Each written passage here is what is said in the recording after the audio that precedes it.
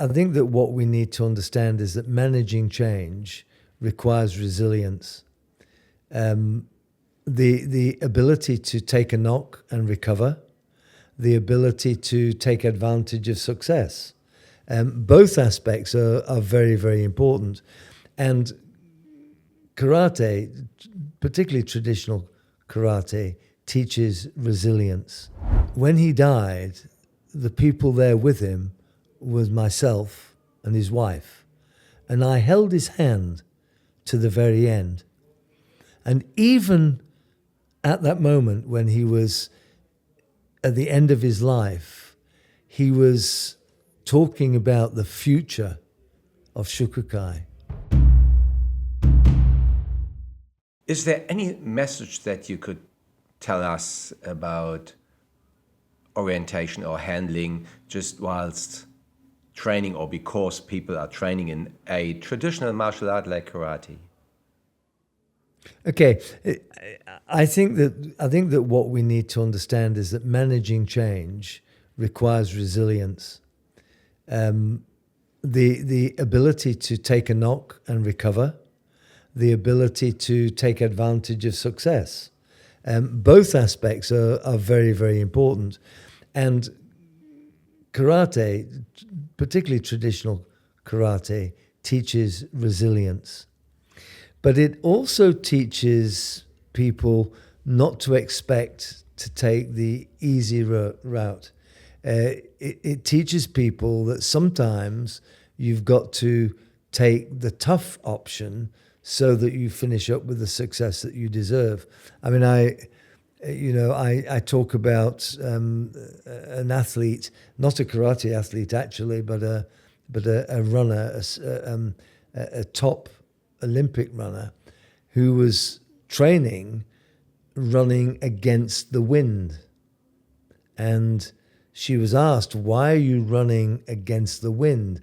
Why not run with the wind? And she said, well, it's very simple. My opponent always runs with the wind. By me running against the wind, I'm forcing myself to work harder. And that sort of attitude exists amongst elite performers of all types. And I have never said, and I would never say, that the only way to develop the resilience that you need to be successful in life can be found in a dojo. It can be found everywhere where people strive to be better today than they were yesterday. And sometimes you get an individual who is born with that. They just naturally want to test themselves, push themselves harder and further and farther. But the truth is that 90% of people are not like that. 90% of people actually don't even know how to push themselves further and harder. And they come into a dojo where, first of all, they find a person, sensei, and other people, their peers, their senpai, and so on, who are all on this quest to be better today than they were yesterday. And it's infectious. It's catching. You will get some dojos and some activities where people come and go all the time. They come, they train for 6 months, or they train for 9 months, they train for 2 months, and off they go, and they go and do something else. When someone starts in a traditional dojo, they are given the information, and they are given the feeling, and it is a feeling, that anything is possible and everything is probable.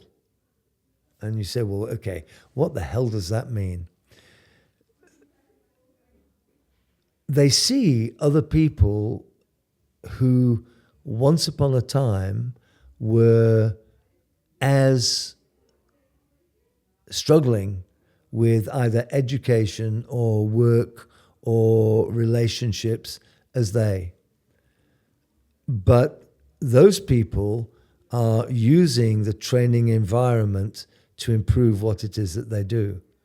And there's no doubt at all that people who train in a traditional dojo become more productive members of the community.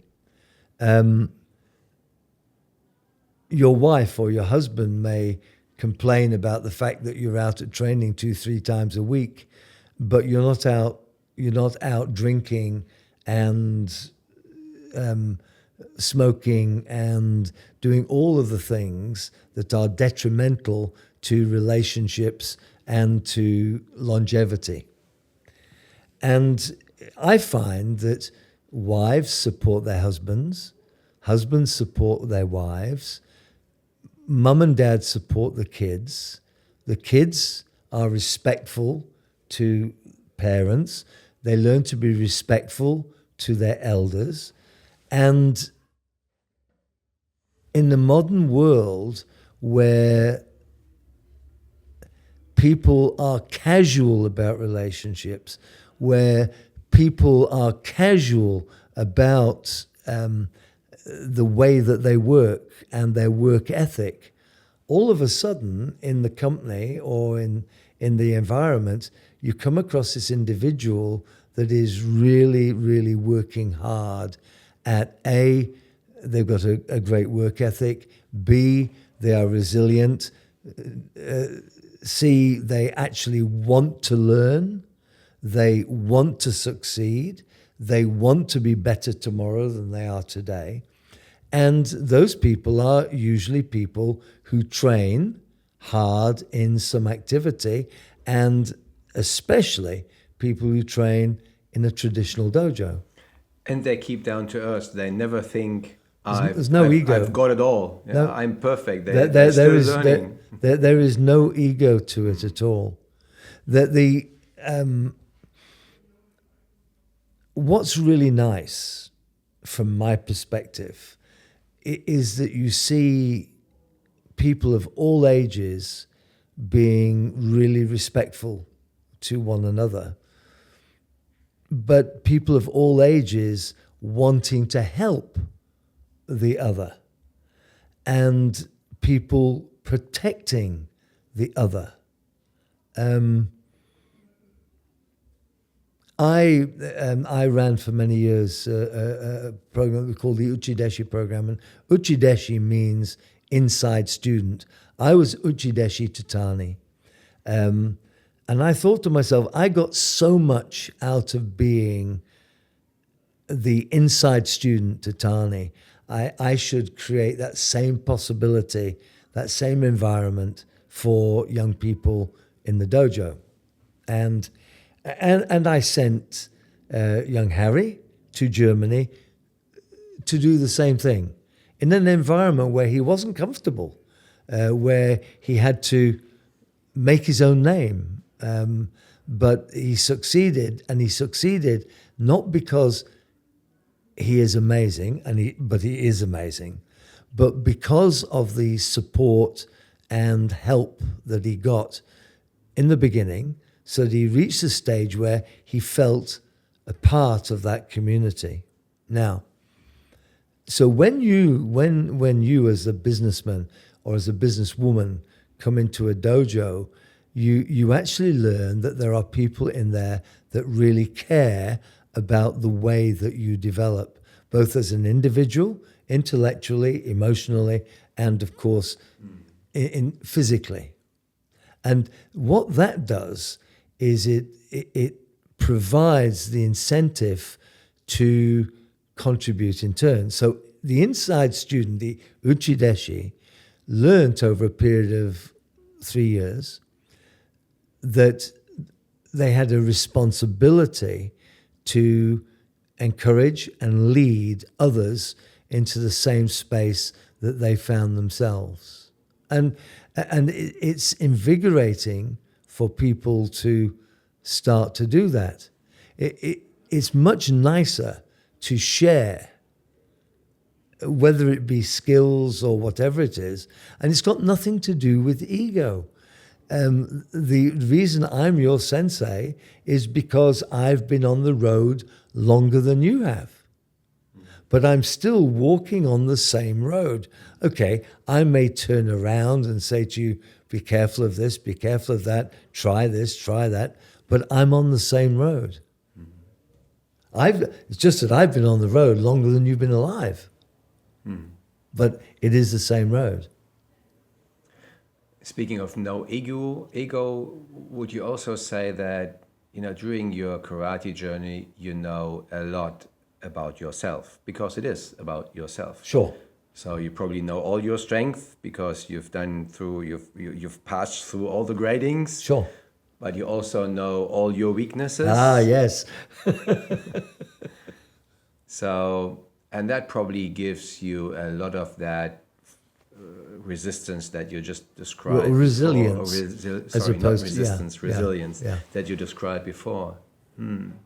But also, just whilst you're talking about that, there's one other person, of course, that knows all my strengths and my weaknesses, other than my wife, of course, and that's my sensei.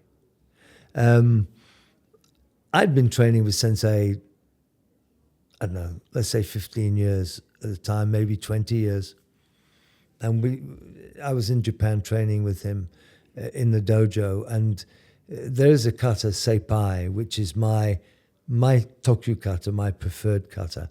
And I have spent hundreds of hours working on this. So you say, well, why would you work on one kata for years and years and years and years? Are there not other things? Don't you know it so well that you could do it in your sleep? Well, yes. I can do it with my eyes closed, with my eyes open. I can dream it. I can visualize it. But every time I train it, I learn something about me. I learn something more about my technique and my balance and so on. And when I'm with my teacher, particularly Sensei Tani, it's like training in front of a mirror. He gives me such accurate feedback, but not just the physical, but also the emotional and intellectual aspects that we're working on. Anyway, I'm working on Seipai. Sensei, it was a cold winter's day, and I hate cold winter's days in Japan. I hate cold winter's days in Berlin, I have to tell you as well. And Sensei he used to bring a chair down and sit in the dojo. He was really good at teaching from the chair. I'm not very good at it at all. And he was sat there. Next thing, he goes and gets a blanket and he puts it around him. I didn't need a blanket because I was training hard. Next thing, he goes and he gets a kerosene heater. And he lights the kerosene heater. So now he's got the kerosene heater warming his feet. He's got the blanket around his shoulders, and he's training me. And we trained for about 2 hours, 2.5 hours. And he said, okay, we're going for lunch. And I said to him, but Sensei, it's only 9:30 in the morning. He said, okay, we'll go for a late breakfast. And just around the corner from the dojo was a cafe that sold the best coffee and toast. Let me tell you haven't had toast unless you've had toast in a Japanese cafe. So anyway, so I thought, well, that's great. I'll go and have a late breakfast, coffee and toast. And we sat down, and Sensei said to me,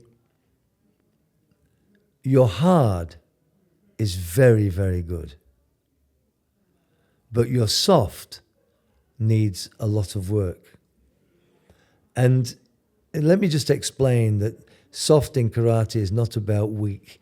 It's about movement that has flow, technique that flows one into the other, technique that has got dynamic tension and so on. Whereas the hard is hard, strong techniques that rely on impact for effect. Now, he was right, of course. I mean, I knew he was right. That's why he'd spent so much time teaching me how to carve a mask and breathe, because he wanted me to get more of the balance that you need as a fighter, the yin and the yang. So I'm expecting him to give me a whole heap of drills that he wants me to go back and train with, or go to the dojo and train with. And he said, I'm going to get you to write haiku. And I thought, why? Haiku is Japanese poetry. And it's very specific, it's very disciplined. It's 5 syllables, 7 syllables, 5 syllables. The Japanese syllable and the way that they write it is not quite the same as ours, but realistically, if you're writing haiku in English, you write in syllables. So, sun is 1 syllable. Sunny is 2. Okay, so you've got a line with 5 syllables, a line with 7 syllables, and you've got a line with 5 syllables. Okay. So he starts there and then. He starts to teach me what haiku is and how I can develop the mental perspective to enable me to write haiku and at the same time develop a balance in both my breathing and my technique. And from that moment on, and I mean, this is 10, this is 38 years ago that he started this journey with me. And since then, I've written hundreds of pieces of haiku. Has it helped me with my softness? Yes, I think it has. I think finally, after 56 years of training, I'm starting to get a real balance in what it is that I do. But earlier this year, I got an infection, a really bad infection. Late last year. And the infection, I got an infection through a cut, a very small cut in my foot. And it traveled up my leg and settled in my hip. And it literally destroyed my hip. My leg was literally falling off. And it was an emergency surgery. I finished up in hospital, and I was in hospital for nearly 3 months. And it was more than 3 months before they could actually replace my hip because of the possibility of infection, which meant that for the first time in my life, I couldn't train. For the first time in my life, I couldn't relieve stress. Now, you may think, well, okay, that's a really stressful situation. But after about a week in hospital, I thought, I'm not going to lie here and think about dying. I'm not going to lie here thinking about the possibility of never working or walking again. I'm going to do something productive.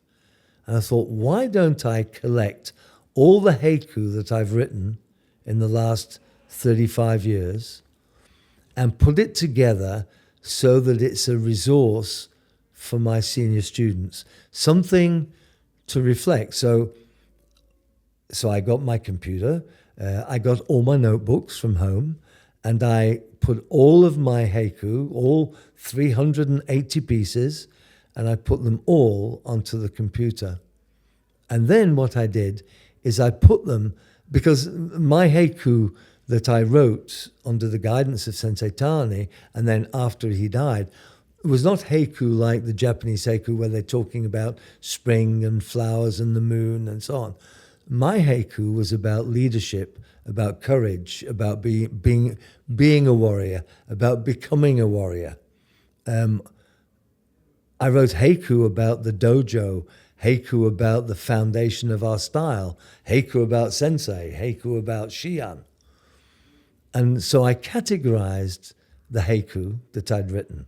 And that took me 2 or 3 weeks because I developed categories, things like shuhari, things like go-no-sen, sen-no-sen, sen-sen-no-sen, tai-sabaki, ashi-sabaki, etc., etc.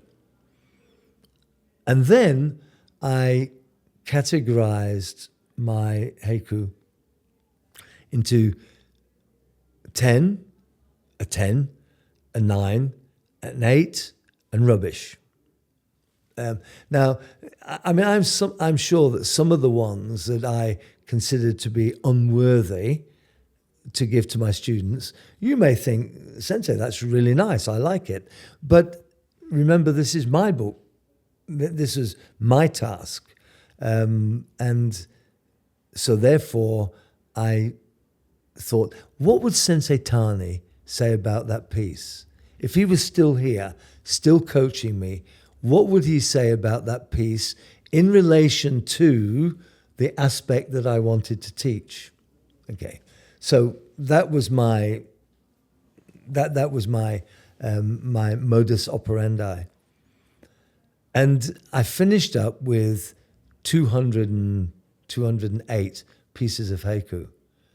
I thought, goodness me, okay, how am I going to put that so that it is a resource for my students, so that I will develop a book that teaches these different aspects of becoming a warrior, underpinned by haiku. So I started putting it together. But now all of a sudden, it's gone from being a minor task to keep me occupied in hospital to all of a sudden now this is a major task. And, you know, one of the things that we have to accept, someone who's done something every day for 55, nearly 60 years is a little obsessive compulsive. So like everything else that I do relating to karate and so on, it became something that I had to complete, something that became important to me. And it turned out that when I put everything together, including a very short piece about why I'd started to write haiku, and then one or two ways of people to understand haiku, and then I wrote a very short essay about each of these concepts, plus the haiku that related to them. And it was 208 pages long. So the people that I will, because also what I decided to do was to weave through this story of becoming a warrior, the story of the 47 Ronin, which is a true story. But it was a story of courage and loyalty and strength of character, all of the things so important to being a warrior and being a karateka.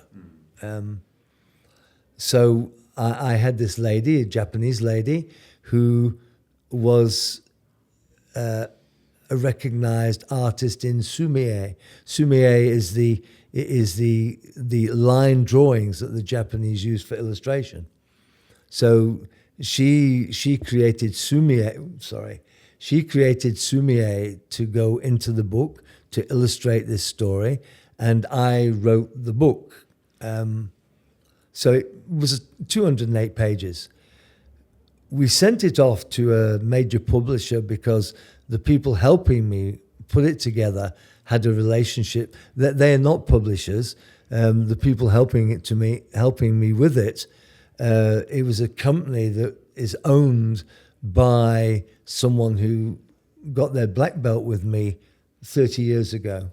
And they had a relationship with this publisher. So we sent an example of it off to the publisher, and they came back and said, really nice. There's nothing else like it in the publishing world at all. But it's too short. If it's going to be a book of value, and particularly if it's going to be a book that is adopted by the business community as a methodology of teaching leadership and so on, it needs to be a little more substantial in these areas. So could you expand a little? So, okay, said I. But then when I sat down, I thought, I don't want it padded. I don't want a padded, because people will read it and you'll see the padded bits. So I started to I started off by choosing some more aspects that I thought were very important, like impact, like using the makiwara, aspects that I hadn't covered up until that point. And then I started to write new haiku. And it was inspirational because, I actually found that my brain was in the right space. Bear in mind that I still can't walk.